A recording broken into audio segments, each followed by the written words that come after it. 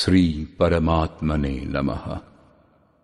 যথার্থ গীতা, শ্রীমদ্ ভগবৎ গীতা, অথ সপ্তদশ অধ্যায়।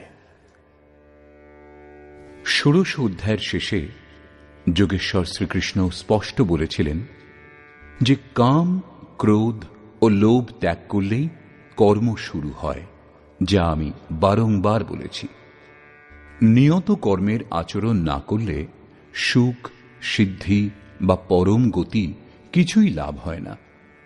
সেই জন্য এখন তোমার কর্তব্য ও অকর্তব্যের নির্ধারণ করা আবশ্যক, কি করা উচিত কি নয়।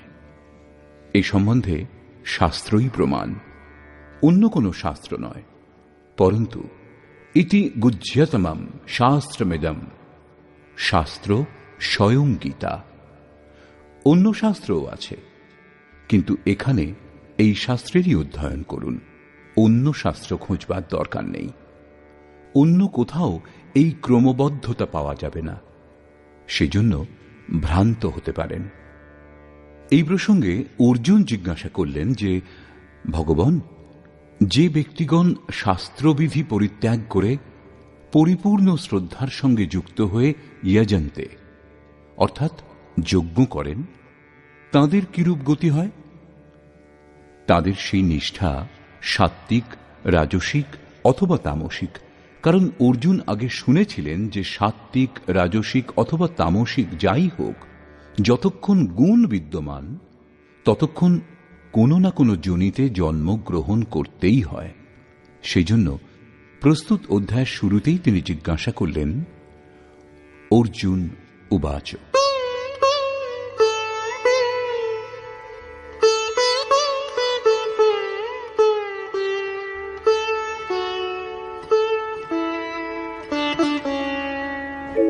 ये शास्त्रविधिमुत्सृज्य यजन्ते श्रद्धयान्विताः तेषां निष्ठा तु का कृष्ण सत्त्वमाहो रजस्तमः। হে কৃষ্ণ, যারা শাস্ত্রীয় বিধি পরিত্যাগ করে শ্রদ্ধাপূর্বক পূজা করেন, তাদের গতি কি হয়? তাদের সেই নিষ্ঠা সাত্ত্বিক, রাজসিক নাকি তামসিক? দেবতা, যক্ষ, ভূত সকলেই যজ্ঞের অন্তর্ভুক্ত। শ্রী ভগবান উবাচ,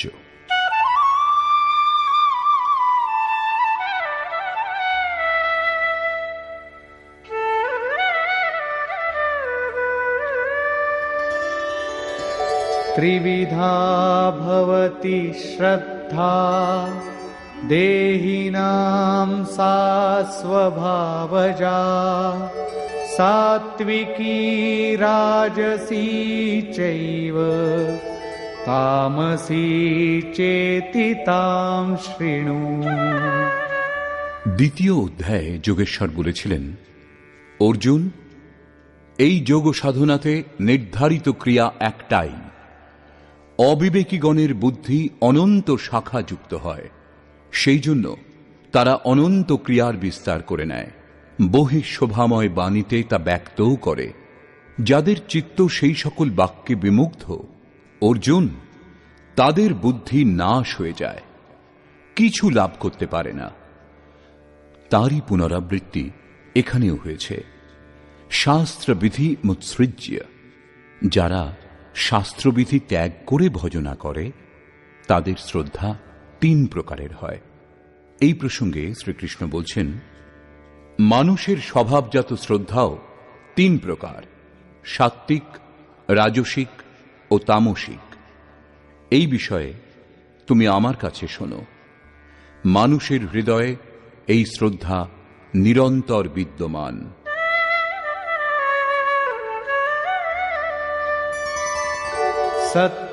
सत्त्वानुरूपा सर्वस्य श्रद्धा भवति भारत श्रद्धामयोऽयं पुरुषो यो यच्छ्रद्धः स एव सः। হে ভারত, সকল মানুষের শ্রদ্ধা তাদের চিত্তবৃত্তির অনুরূপ হয়। মানুষ শ্রদ্ধালু হয়, সেই জন্য যিনি যেরূপ শ্রদ্ধাযুক্ত তিনি সেই রূপই হন। প্রায় লোকে জিজ্ঞাসা করে, আমি কে? কেউ বলে, আমি আত্মা। কিন্তু না, এখানে যোগেশ্বর শ্রীকৃষ্ণ বলছেন, যেরূপ শ্রদ্ধা, যেরূপ বৃত্তি, মানুষ সেই রূপই হয়। গীতা হল যোগ দর্শন। মহর্ষি পতঞ্জলিও যোগী ছিলেন। তাঁর যোগ দর্শন গ্রন্থটি একটি যোগ বিষয়ক শাস্ত্র গ্রন্থ। যোগ কি তিনি এ সম্বন্ধে বলেছেন, যোগশ্চিত্তবৃত্তি নিরোধ, চিত্তবৃত্তি সমূহকে সর্বপ্রকারে নিরুদ্ধ করাকেই যোগ বলে। কেউ পরিশ্রম করে রোধ করে নিলে তাতে লাভ কি? তদা দ্রষ্টু স্বরূপেব স্থানম, সেই সময় এই দ্রষ্টা জীবাত্মা নিজের শাশ্বত স্বরূপে স্থিত হন। দ্রষ্টা হবার পূর্বে তিনি কি মলিন ছিলেন? পতঞ্জলি বলেছেন, বৃত্তি সারূপ্যমিতরত্র, অন্য সময় যেরূপ বৃত্তির রূপ হয় সেই রূপই সেই দ্রষ্টা হন। এখানে যোগেশ্বর শ্রীকৃষ্ণ বলছেন, মানুষ শ্রদ্ধাবান, শ্রদ্ধায় ওতপ্রোত, এক কথায় শ্রদ্ধা জ্ঞাপন মানুষের প্রকৃতিজাত, এবং যিনি যেরূপ শ্রদ্ধাযুক্ত তিনি সেই রূপই হন। যেরূপ বৃত্তি, মানুষ সেই রূপই হয়। এখানে শ্রদ্ধার তিনটি ভেদ বলছেন।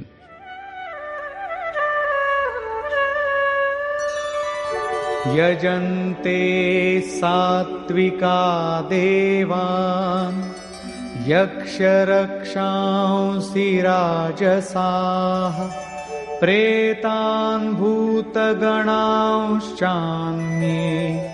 यजन्ते तामसा जनाः।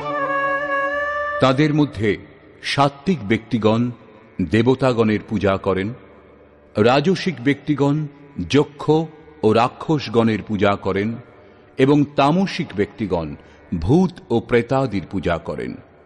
তারা পূজা দিতে যথেষ্ট পরিশ্রমও করেন।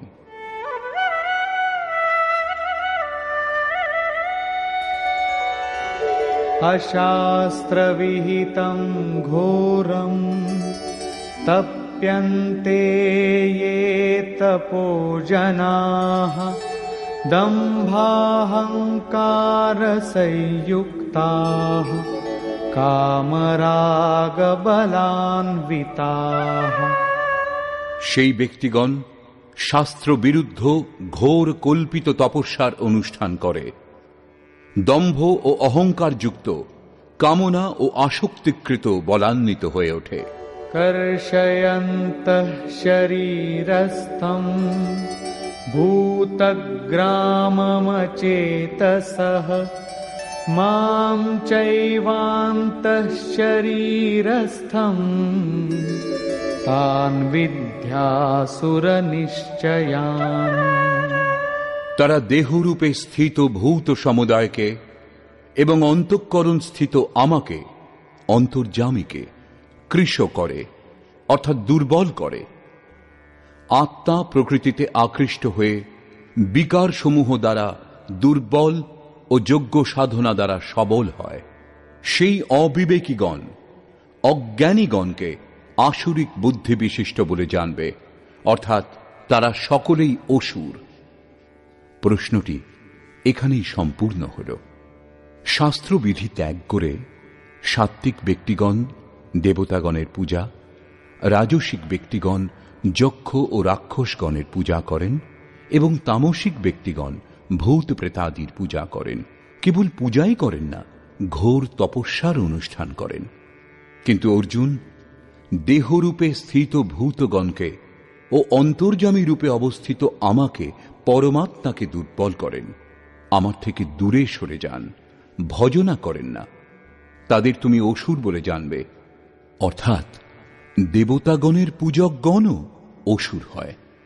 এর থেকে বেশি আর কেউ কি বলবে? অতএব এরা সকলেই যার অংশ মাত্র, সেই মূল এক পরমাত্মার ভজনা করুন। এই প্রসঙ্গের উপর পরম যোগেশ্বর শ্রীকৃষ্ণ বারংবার জোর দিয়েছেন।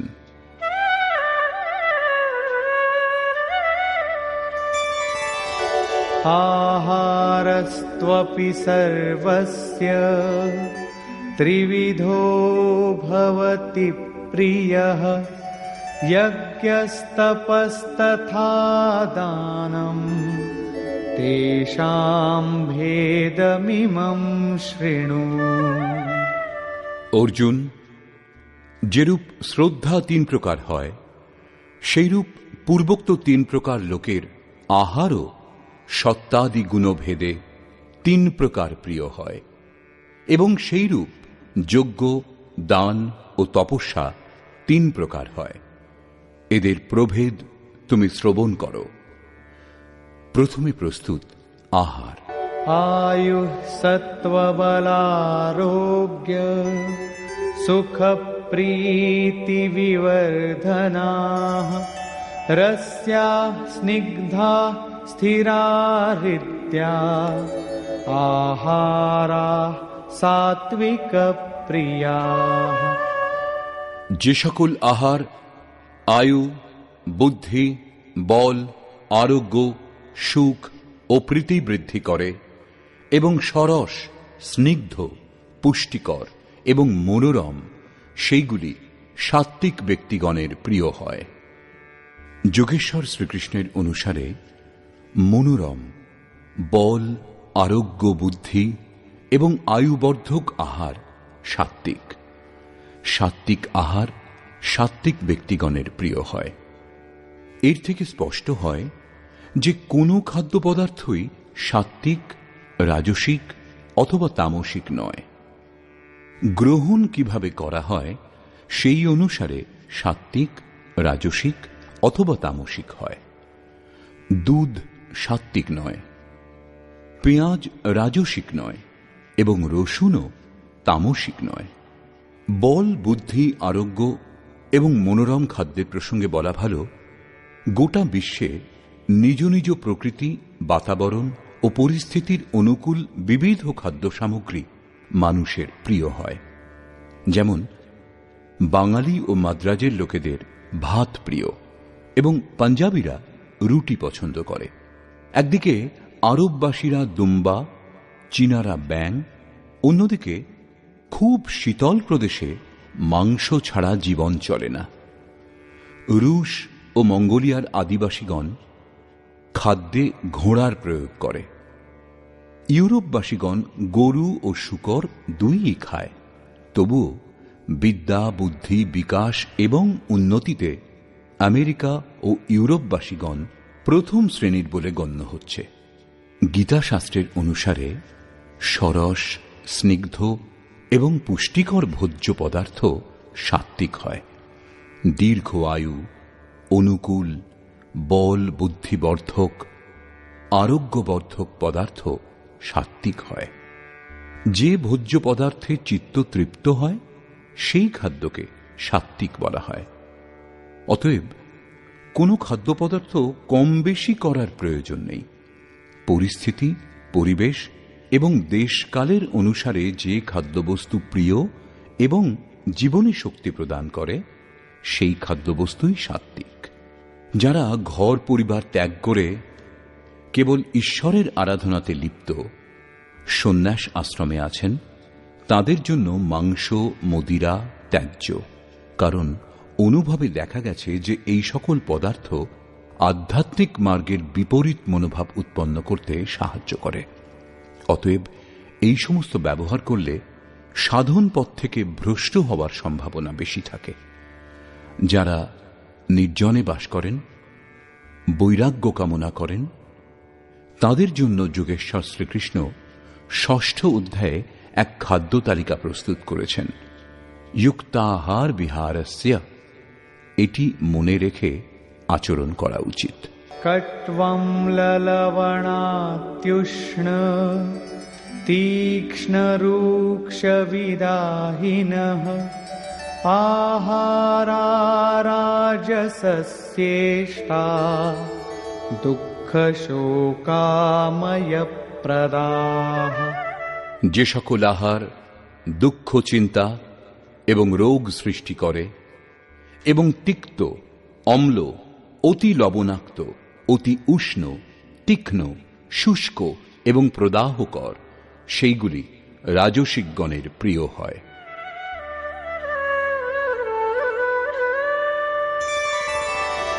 यातयामं गतरसं पूतिपर्युषितं च यत् उच्छिष्टमपि चामेध्यं भोजनं तामसप्रियम्।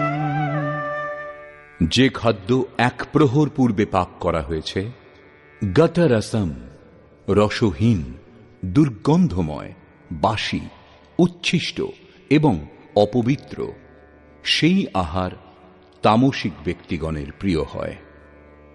প্রশ্নটি এখানেই সম্পূর্ণ হল। এখন প্রস্তুত যজ্ঞ।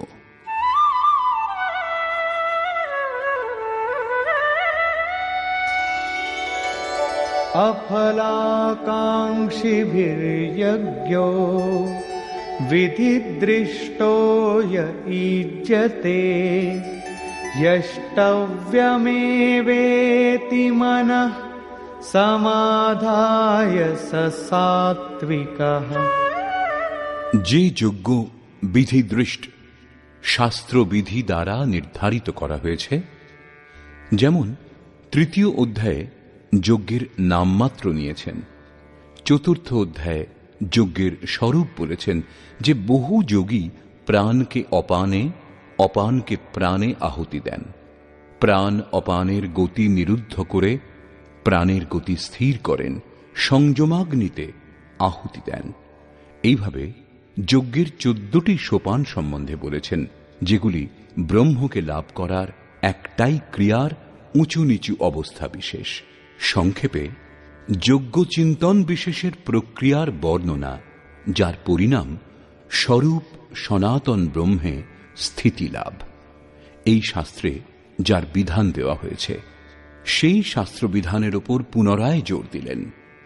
অর্জুন, শাস্ত্রবিধি দ্বারা নির্ধারিত, যার আচরণ কর্তব্য এবং যা মনকে নিরুদ্ধ করে, যার আচরণ ফলাকাঙ্ক্ষা শূন্য পুরুষগণ করেন, সেই যজ্ঞ সাত্ত্বিক।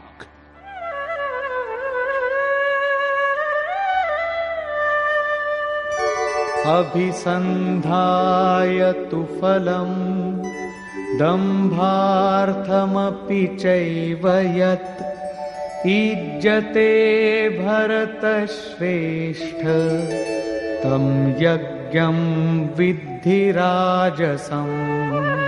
হে অর্জুন, ফল কামনা করে অথবা দম্ভ প্রকাশের জন্যই যে যজ্ঞ অনুষ্ঠিত হয়, তাকে রাজসিক যজ্ঞ বলে জানবে। রাজসকর্তা যজ্ঞের বিধি সম্বন্ধে অবগত, কিন্তু দম্ভ প্রকাশ অথবা ফল কামনা করে অনুষ্ঠিত হয় যে অমুক বস্তু লাভ হবে এবং লোকে বলবে যে যজ্ঞ করে, প্রশংসা করবে, এরূপ যজ্ঞকর্তা রাজসিক হয়। এরপর তামসিক যজ্ঞের স্বরূপ বলেছেন।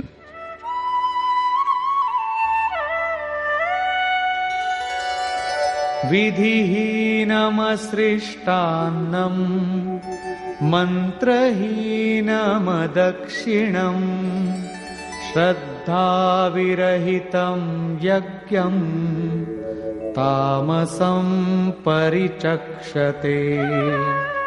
যে যজ্ঞ শাস্ত্রবিধি বর্জিত, যা অন্যের পরমাত্মার সৃষ্টি করতে অসমর্থ, মনের অন্তরালে নিরুদ্ধ করার ক্ষমতা শূন্য, দক্ষিণাবিহীন অর্থাৎ সর্বস্বের সমর্পণ রহিত এবং শ্রদ্ধারহিত, এইরূপ যজ্ঞকে তামসিক যজ্ঞ বলা হয়। এইরূপ ব্যক্তিগণ বাস্তবিক যজ্ঞ সম্বন্ধে অনভিজ্ঞ। এখন প্রস্তুত তপস্যা। देवद्विजगुरु प्राज्ञ पूजनं शौचमार्जवम् ब्रह्मचर्यमहिंसा च शारीरं तप उच्यते। পরম দেব পরমাত্মা, দ্বৈত ভাব জয়, দ্বিজ, সদ্গুরু এবং জ্ঞানীগণের পূজা, পবিত্রতা, সরলতা, ব্রহ্মচর্য এবং অহিংসা, এইগুলিকে কায়িক তপস্যা বলে। দেহ সর্বদা বাসনা অভিমুখে ধাবিত। একে অন্তঃকরণের উপরোক্ত বৃত্তির অনুরূপ গড়ে তোলাই কায়িক তপস্যা। अनुद्वेगकरं वाक्यं सत्यं प्रियहितं च यत् स्वाध्यायाभ्यसनं चैव वाङ्मयं तप उच्यते।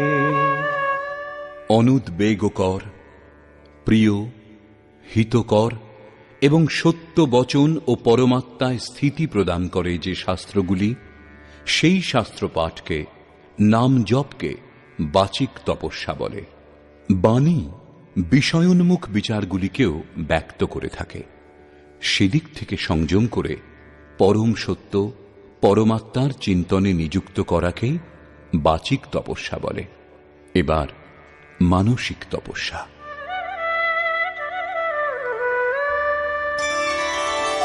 मनः प्रसादः सौम्यत्वं मौनमात्मविनिग्रहः भावसंशुद्धिरित्येतत् तपो मानसमुच्यते। মনের প্রসন্নতা, সৌম্য ভাব, মৌন অর্থাৎ ইষ্টের অতিরিক্ত অন্য কোনো বিষয়ের স্মরণও যেন না আসে, মনের নিরোধ, অন্তঃকরণের পবিত্রতা, এই সকলকে মানসিক তপস্যা বলা হয়। উপরোক্ত তিনটি অর্থাৎ কায়িক, বাচিক ও মানসিক যে তপস্যা, তাকে সাত্ত্বিক তপস্যা বলা হয়।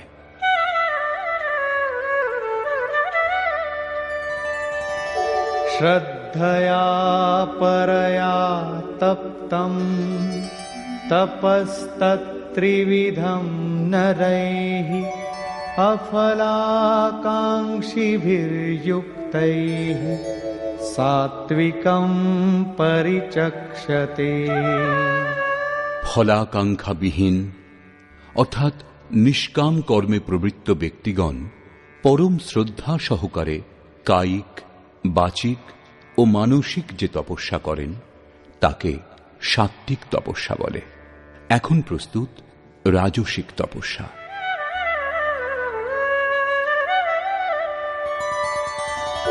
सत्कारमान पूजार्थं तपोदम्भेन चैव यत् क्रियते तदिह प्रोक्तं राजसं चलमध्रुवम्। সৎকার, সম্মান ও পূজা পাবার আশায় অথবা দম্ভপূর্বক যে তপস্যা করা হয়, সেই অনিশ্চিত এবং ক্ষণিক ফল বিশিষ্ট তপস্যাকে রাজসিক তপস্যা বলে। मूढग्राहेणात्मनो यत् पीडया क्रियते तपः परस्योत्सादनार्थं वा तत्तामसमुदाहृतम्।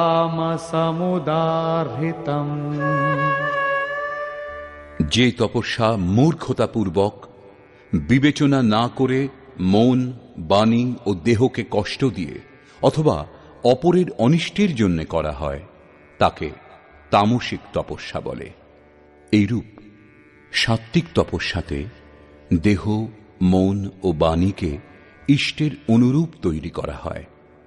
রাজসিক তপস্যাতেও ক্রিয়া সেই একই, কিন্তু দম্ভ, মান সম্মানের ইচ্ছা নিয়ে তপস্যা করেন। প্রায়ই মহাত্মাগণ গৃহত্যাগ করার পরেও এই বিকারের শিকার হন। তামসিক তপস্যা অবিধিপূর্বক সম্পাদন হয়, পরপীড়নের জন্য করা হয়। এখন প্রস্তুত দান। दातव्यमिति यद्दानम् दीयतेऽनुपकारिणे देशे काले च पात्रे च तद्दानं सात्विकं स्मृतम्। দান করা কর্তব্য।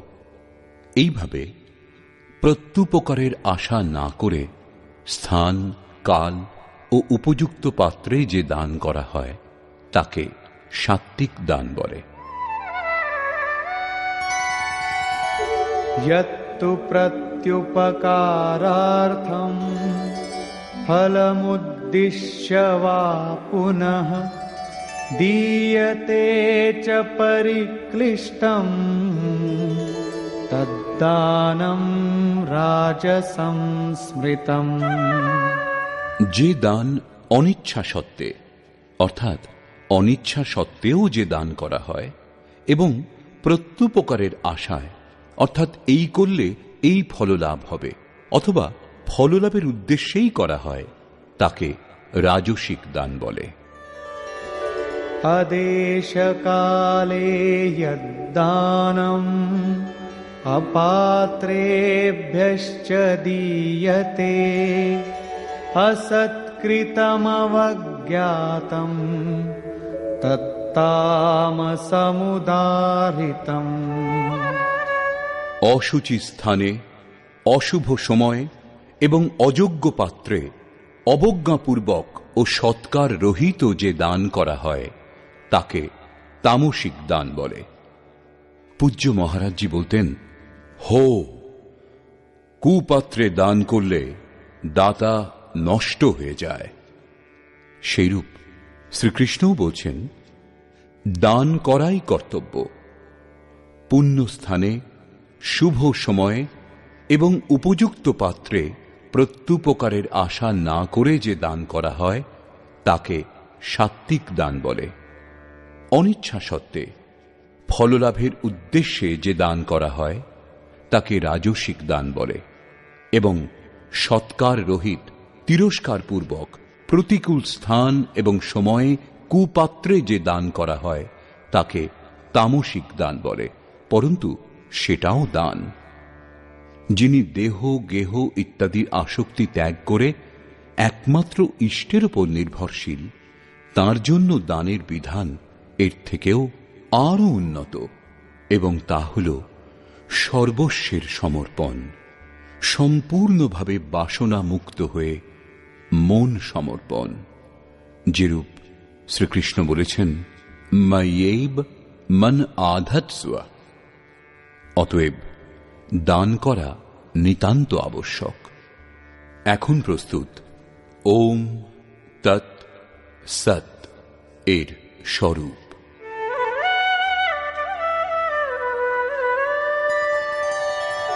ॐ तत्सदिति निर्देशो ब्रह्मणः स्त्रिविधः स्मृतः ब्राह्मणास्तेन वेदाश्च यज्ञाश्च विहिताः पुरा।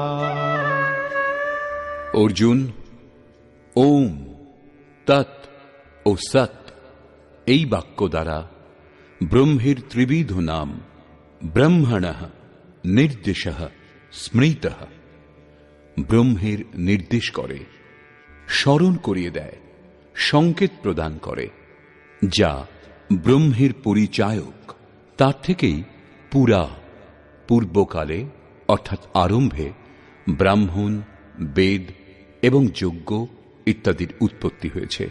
অর্থাৎ ব্রাহ্মণ, যজ্ঞ এবং বেদ ওম থেকেই উৎপন্ন হয়েছে। এগুলি যোগ উদ্ভূত। ওমের সতত চিন্তন দ্বারাই এদের উৎপত্তি হয়, আর কোনো পথ নেই।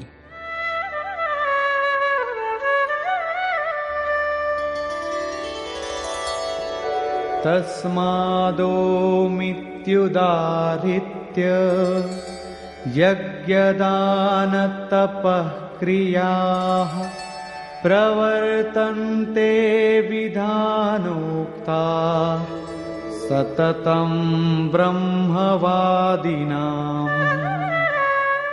এই জন্য ওম এই ব্রহ্মবাচক প্রথম শব্দ উচ্চারণ করে পুরুষগণ শাস্ত্রবিধান অনুযায়ী যজ্ঞ, দান, তপস্যাদি কর্ম অনুষ্ঠান করেন, যার ফলে সেই ব্রহ্মের স্মরণ হয়ে আসে। এখন তৎ শব্দের প্রয়োগ বলছেন।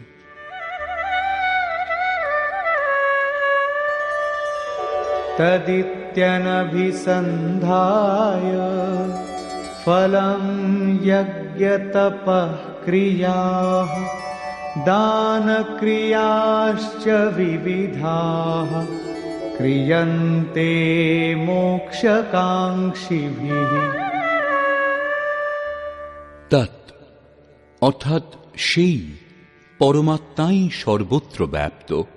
এইভাবে তৎ ব্রহ্মবাচক এই দ্বিতীয় শব্দ উচ্চারণ পূর্বক মুমুক্ষু ব্যক্তিগণ ফলাকাঙ্ক্ষা না করে শাস্ত্র দ্বারা নির্দিষ্ট নানা প্রকার যজ্ঞ, তপ, দান ইত্যাদি কর্মের অনুষ্ঠান করেন।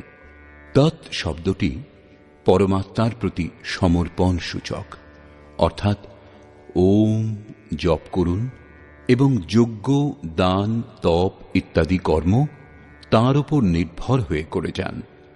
এখন সতের প্রয়োগ সম্বন্ধে বলছেন।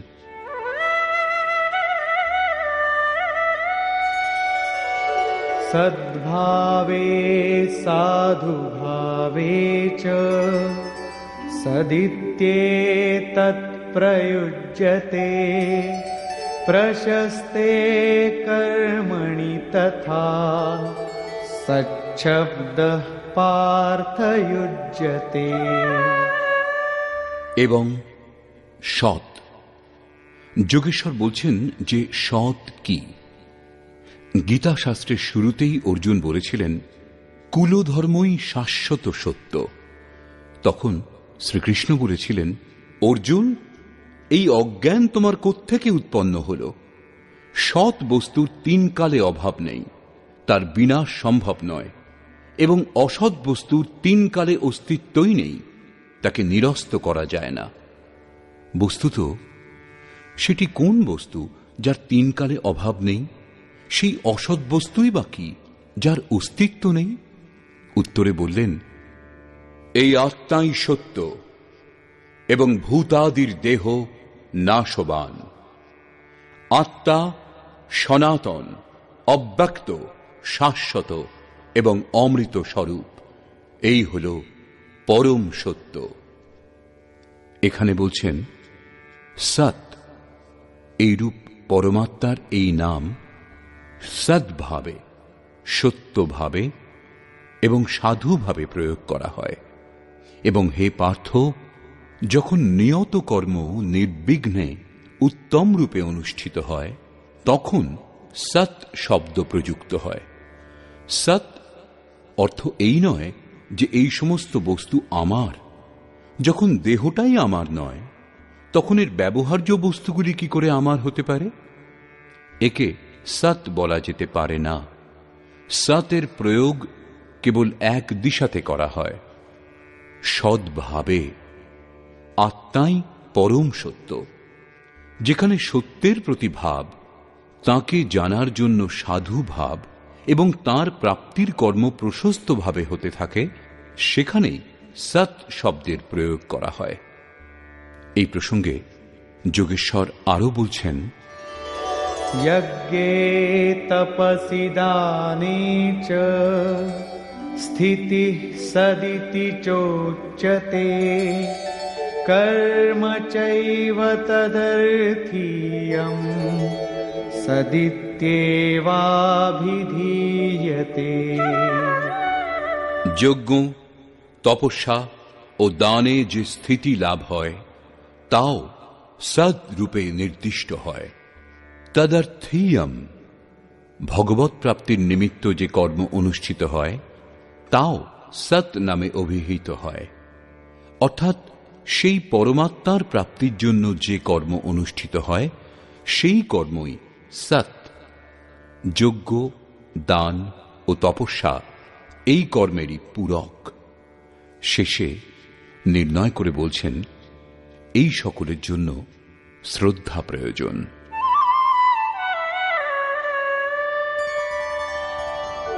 अश्रद्धया हुतं दत्तं तपस्तप्तं कृतं च यत् असदित्युच्यते पार्थ न च तत्प्रेत्य नो इह। হে পার্থ, শ্রদ্ধা শূন্য হয়ে যে যজ্ঞ, যে দান, যে তপস্যা অনুষ্ঠিত হয় এবং যা কিছু করা হয় তা অসৎ। এই সকল যজ্ঞাদি ইহলোকে এবং পরলোকে নিষ্ফল হয়। অতএব সমর্পণের সঙ্গে শ্রদ্ধা নিতান্ত আবশ্যক। নিষ্কর্ষ। অধ্যায়ের শুরুতেই অর্জুন প্রশ্ন করেছিলেন, ভগবান, যারা শাস্ত্রবিধি ত্যাগ করে এবং শ্রদ্ধাযুক্ত হয়ে যজ্ঞ করে, অর্থাৎ লোকে ভূত ভবানী অন্যান্যের পূজা করতেই থাকে, তাদের শ্রদ্ধা কিরূপ? সাত্ত্বিক, রাজসিক না তামসিক?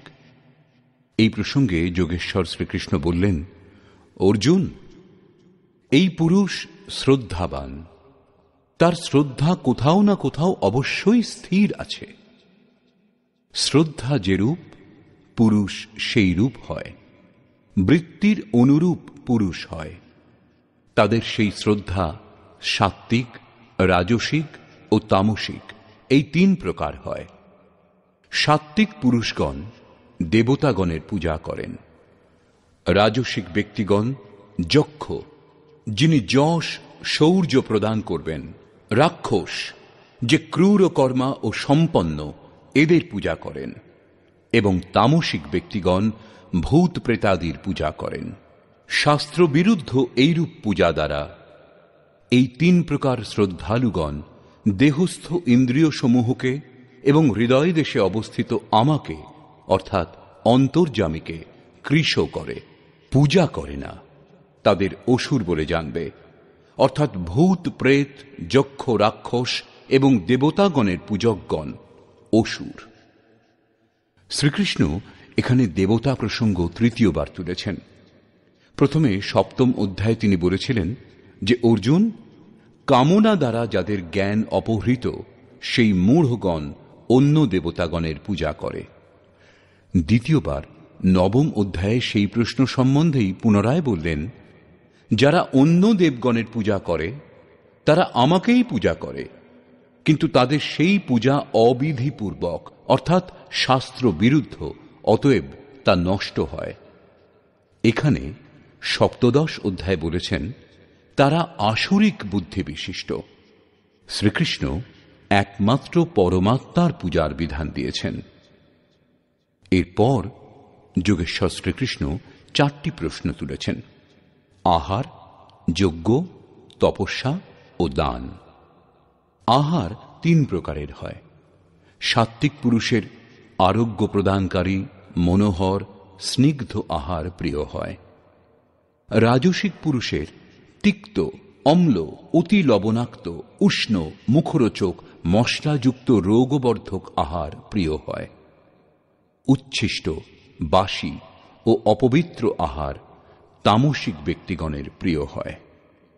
শাস্ত্রবিধি দ্বারা নির্দিষ্ট যজ্ঞ, যা আরাধনার অন্তঃক্রিয়াসমূহ, যা মনকে নিরুদ্ধ করে, ফলাকাঙ্ক্ষাবিহীন সেই যজ্ঞ সাত্ত্বিক।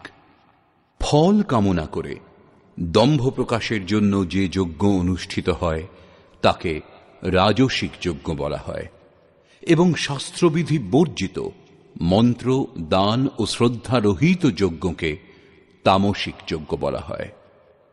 পরমদেব পরমাত্মাতে স্থিতি প্রদান করতে যিনি সক্ষম, সেই প্রাজ্ঞ সদ্গুরুর সেবা অর্চনা এবং অন্তঃকরণ থেকে অহিংসা, ব্রহ্মচর্য এবং পবিত্রতার অনুরূপ দেহ গড়ে তোলাই শারীরিক তপস্যা।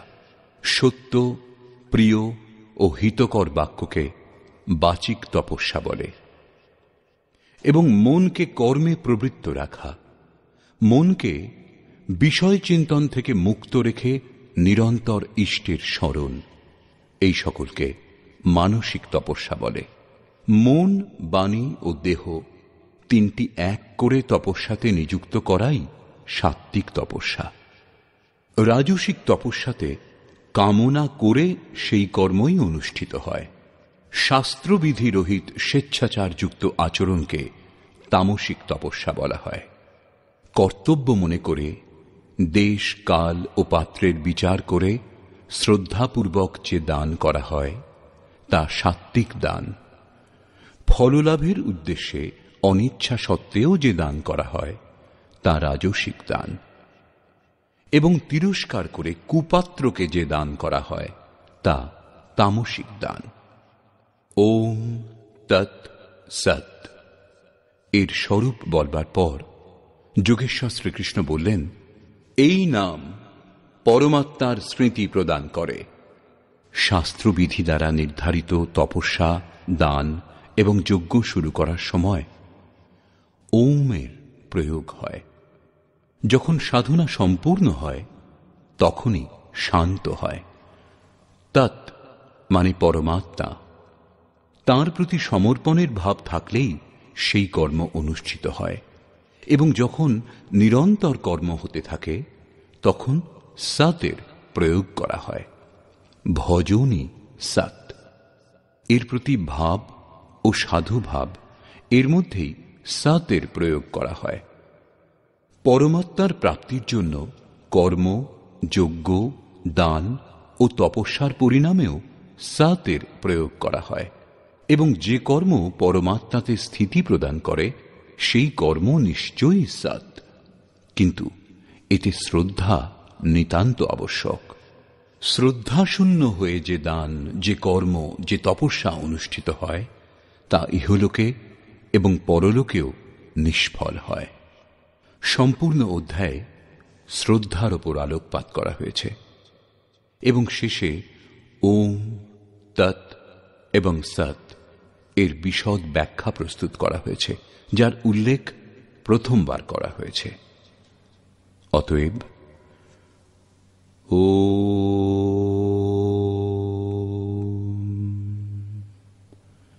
এই প্রকার শ্রীমদ্ ভগবদ্ গীতারূপী উপনিষদ এবং ব্রহ্মবিদ্যা তথা যোগশাস্ত্র বিষয়ক শ্রীকৃষ্ণ ও অর্জুনের সংবাদে ওম তৎসৎ শ্রদ্ধাত্রয় বিভাগ যোগ নামক সপ্তদশ অধ্যায় পূর্ণ হল। এই প্রকার শ্রীমৎ পরমহংস পরমানন্দজির শিষ্য স্বামী অর্গড়ানন্দকৃত শ্রীমদ্ ভগবদ্ গীতার ভাষ্য যথার্থ গীতাতে ওম তৎসৎ শ্রদ্ধাত্রয় বিভাগ যোগ নামক সপ্তদশ অধ্যায় সমাপ্ত হল। হরি ওম তৎসৎ।